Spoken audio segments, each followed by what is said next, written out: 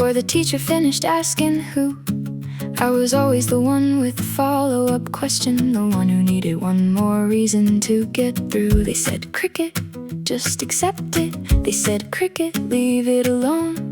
They said, cricket, not everything needs an answer. And I said, then why does it feel like it does?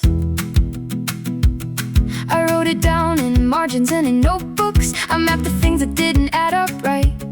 I counted all the questions without answers, and I kept them like a lantern in the night. And the wanting to know felt like breathing to me, and the not knowing why felt like something I couldn't leave. I asked the question they forbade. I pulled the thread until the whole thing frayed. I couldn't stop, I never could, and it turned out that I never should. They called it dangerous, they called it wrong. They said some questions don't belong, but the question is the only door. And I have always needed to know what's on the other side more.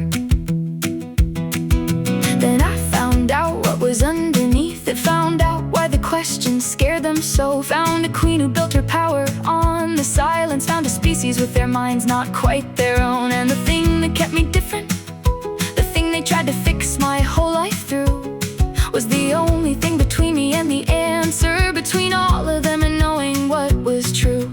All those years of being too much, all those years of driving everyone away, it wasn't a flaw I needed fixing, it was the only thing that led me to today.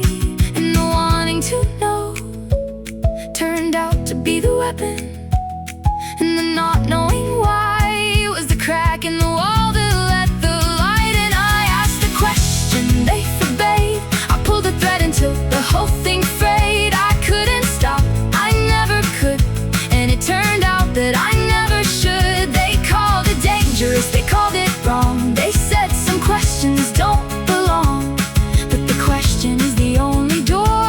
And I have always needed to know what's on the other side more. There are questions I still don't have answers to. There are things I found that I can't unfind.